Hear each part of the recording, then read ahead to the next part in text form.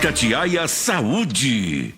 Muito bem, vamos falar de saúde aqui no Chamada Geral, recebendo nesta segunda-feira o Dr. Igor Loureiro, que é especialista no tratamento do autismo, do TDAH e com foco no público infantil. Dá tempo de você participar, pode ser em áudio, pode ser em texto, 999967074 e também pelo nosso chat no YouTube. Doutor Igor, mais uma vez bem-vindo ao programa. Vamos lá responder as perguntas dos nossos ouvintes? Muito obrigado, vamos lá. Pode mandar as perguntas. A Patrícia Joe, Cris Carneiro, vocês fiquem à vontade para entrar no papo, para perguntar, para falar aqui também de experiências. Fiquem à vontade, tá certo? Combinado.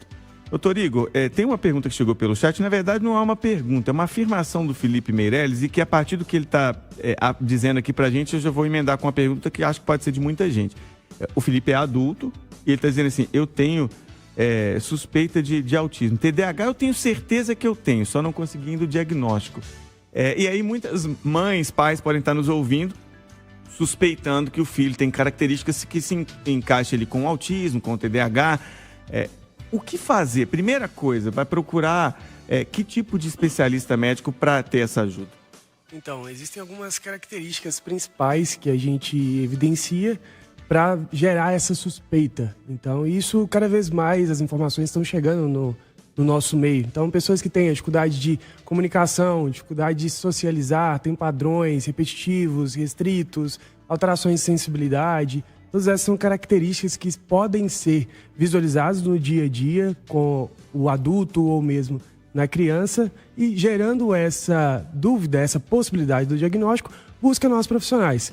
Eu, como médico, posso atuar dentro disso, dentro da área da neurologia pediátrica, assim como psicólogo, fonoaudiólogo, todos eles estão bem amparados para dar um norte para o paciente entender como faz o diagnóstico e iniciar o tratamento da forma correta. Até porque o tratamento ele não é uniforme também, né? Vai depender do grau de autismo, de quando é descoberto, é identificado isso. Ele é muito individualizado, esse tratamento, ou ele segue um padrão? Exatamente, o tratamento é individualizado. A gente não trata o autismo por si só, a gente trata as dificuldades que ele tem.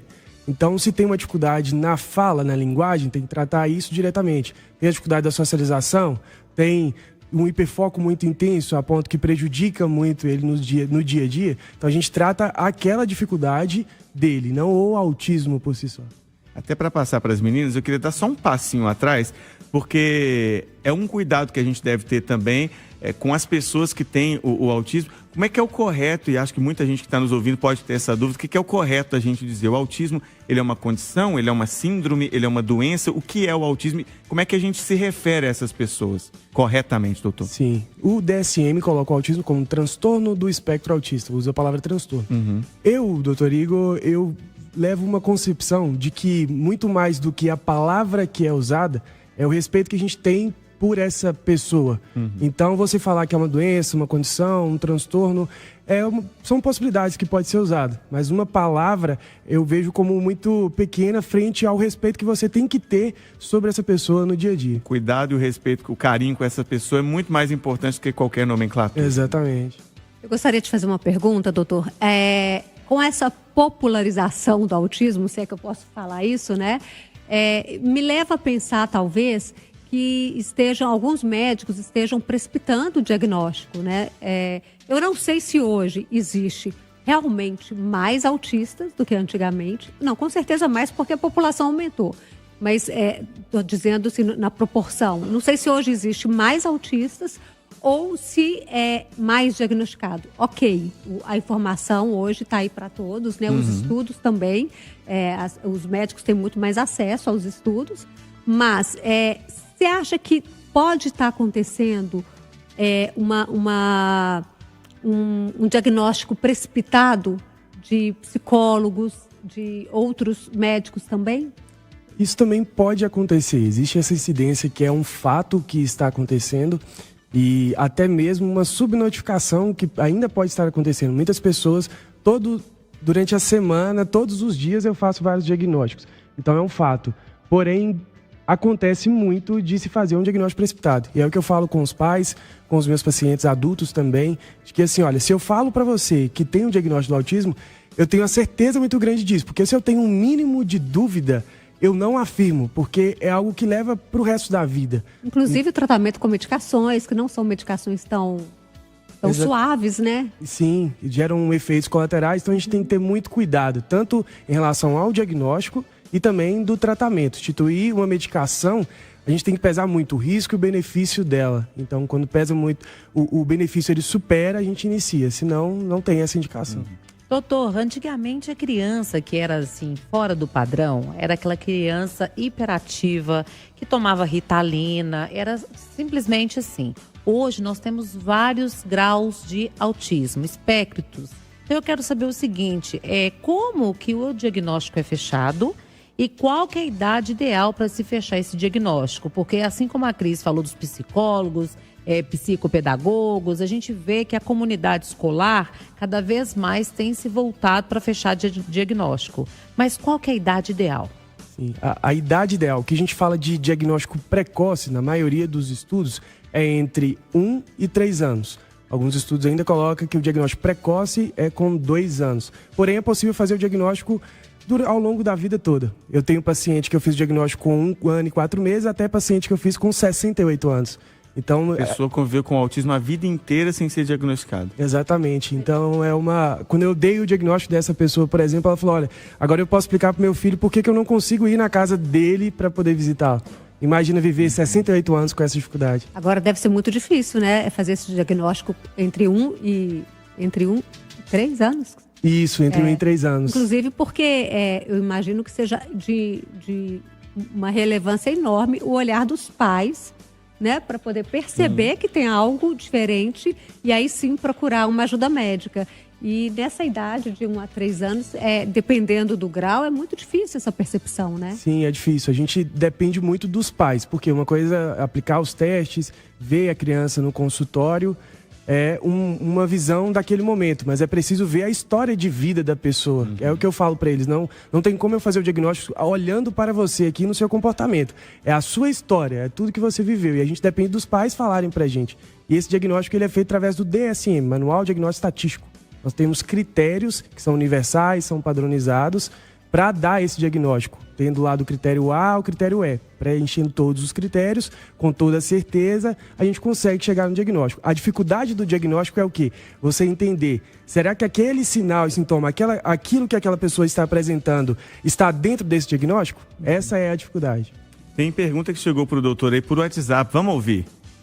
Boa tarde, bancada. Boa tarde, doutor. Eu gostaria de saber qual é a diferença entre um autista e um narcisista.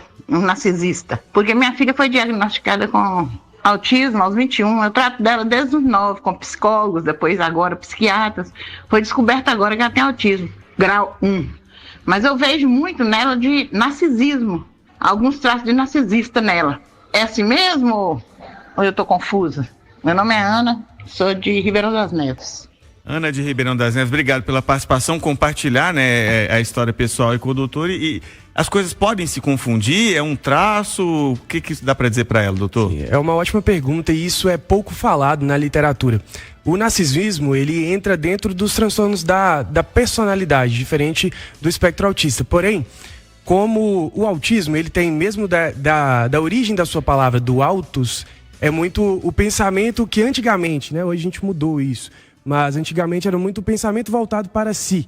Então, o autista, do que a gente fala de teoria da mente, ele tem a dificuldade de se colocar no lugar do outro. Mas é diferente do narcisista. O narcisista tem aquilo que é ele e pronto. O autista, ele consegue, ele tem um sentimento, ele ama a outra pessoa, ele gosta da outra pessoa, ele quer o bem do outro, mas ele tem dificuldade de elaborar isso na mente dele e colocar de forma prática isso no dia a dia.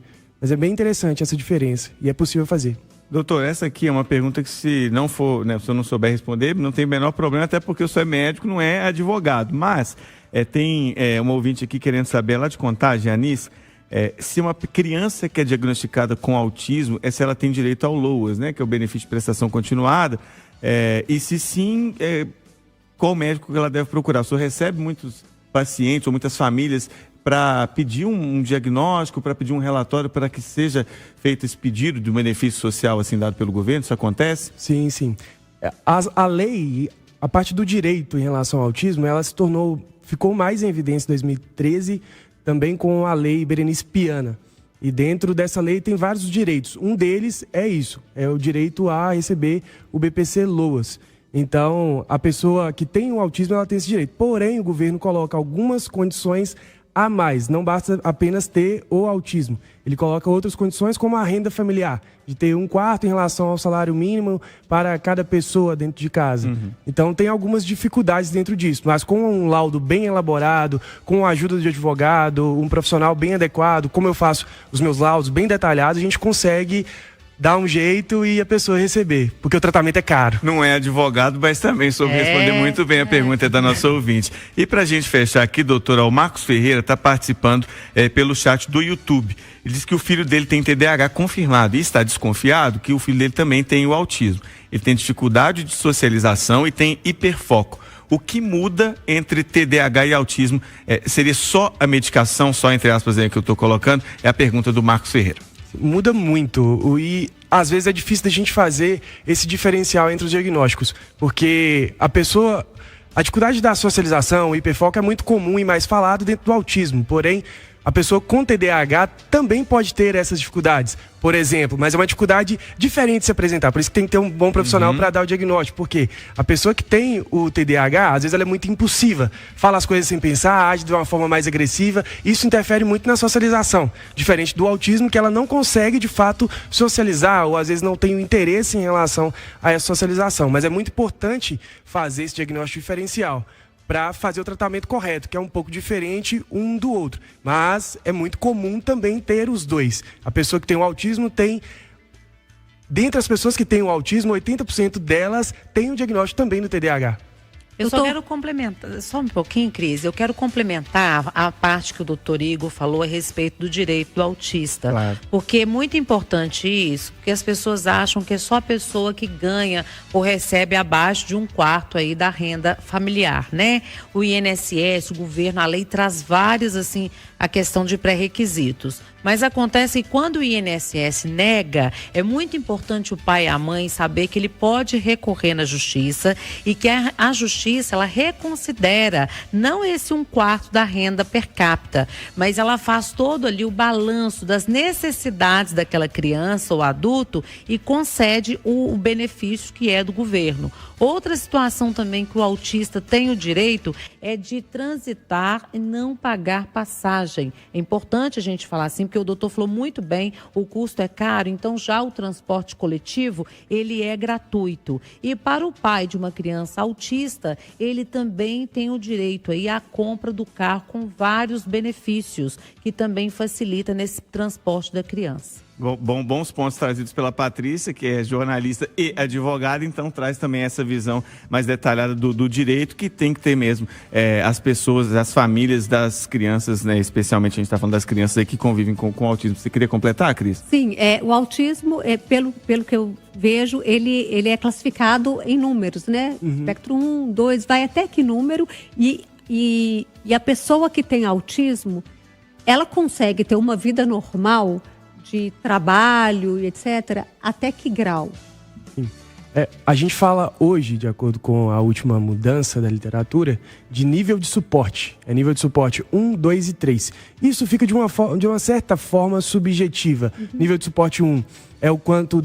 O nível de suporte é o quanto depende do outro para fazer as próprias coisas. Então, um depende pouco, o 2 depende moderado e o 3 depende completamente do outro. Geralmente, o nível de suporte 1, ele consegue ter uma independência, né? Então, ele depende menos das pessoas, ele consegue trabalhar e fazer as suas coisas. O nível de suporte 3 já tem uma independência muito grande. Porém, com um tratamento correto, dependendo de cada caso, é possível fazer o tratamento correto e essa pessoa conseguir ter uma vida sociável, ter família, ter filhos, ter uma boa profissão, conviver com as outras pessoas, mas tudo depende do que é feito desde o início. Tem mais um áudio que chegou ali, vamos ouvir então pra gente fechar o papo com o doutor Igor? Boa tarde, tudo bem? Minha dúvida é sobre o autismo. O filho de um amigo meu, ele tem alguns gestos que a gente percebe que possa ser o autismo. A gente fala com o pai para levar, o pai fala que vai levar, mas nunca leva, né? Uma das coisas que ele faz é bater a cabeça na parede, né? Outro gesto que ele faz, às vezes ele vai conversar diretamente com a gente, ele olha para baixo, ele não olha fixamente no olho e fica mexendo as mãozinhas. E ele, ao mesmo tempo que ele é um pouco agressivo, ele é muito carinhoso, sabe? Então fica aí a minha dúvida. Boa tarde, muito obrigado.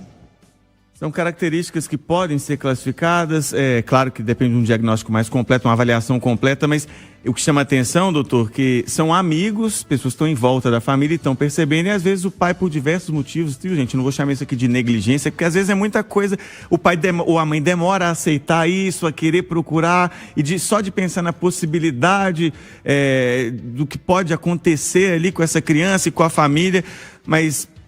tem muito caso sim, né, doutor? Que a família demora mais do que quem está em volta. Sim, é difícil para os pais conseguirem visualizar isso. E muitas vezes identifica que tem algo diferente, mas para aceitar aquilo e buscar ajuda é muito difícil. Eu entendo também o lado deles, mas o mais importante para vocês pais entenderem é que quanto mais precoce vocês buscarem um profissional, fizerem um diagnóstico, melhor vai ser a vida dessa pessoa. E é o que eu digo para eles. A gente não está falando só da qualidade do paciente que tem o autismo, é a qualidade da família inteira.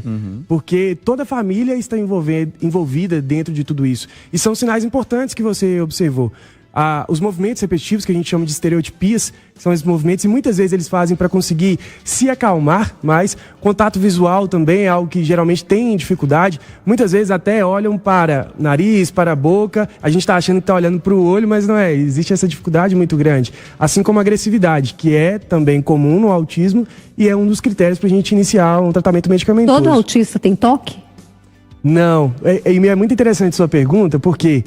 dentro do toque, a gente faz um diagnóstico diferencial dentro do critério B, dos critérios para o diagnóstico, que é a rigidez. Muitos autistas têm uma rigidez comportamental muito grande, que eles têm esses padrões. Deixar tudo certinho, arrumadinho, enfileirado, em sequência. Então, existe isso. A principal diferença em relação ao toque é porque...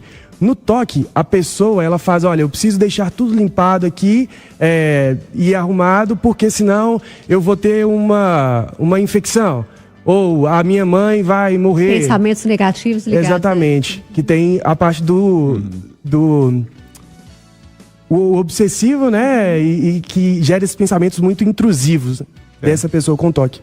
A gente conversou aqui no Chamada Geral de hoje com o doutor Igor Loureiro, um especialista no tratamento, nas informações, no cuidado com a pessoa com autismo. Doutor, se deixasse, a gente ia com o papo até as 4 da tarde, porque rendeu, foi muito esclarecedor, tenho certeza disso. Mas, claro, muitas dúvidas ainda ficam. Para quem quiser conhecer um pouco mais do seu trabalho, quiser conhecer mais, deixa as redes sociais para a turma poder acompanhar mais. Sim, agradeço muito a oportunidade de vocês aqui hoje, de falar dessa área que eu amo demais. E para encontrar a gente, estão nas redes sociais, o Instituto Dr. Bernardo Guimarães, que está aqui em Belo Horizonte e em todo o Brasil. O meu perfil também no Instagram, Dr. Igor Loureiro, TEA, transtorno espectro autista. Então vocês podem encontrar a gente lá para iniciarmos esse cuidado que nós podemos fazer para conseguir melhorar ainda mais a qualidade de vida de todos. Instituto Dr. Bernardo Guimarães e também Igor Loureiro TEA no Instagram, é isso? Exatamente. Doutor Igor, um abraço, até a próxima oportunidade, espero que volte mais vezes, muito o que a gente ainda falar aqui no Chamada Geral. Um abraço, viu? Isso aí, muito obrigado, espero voltar mais vezes. Com certeza. Um abraço. Agora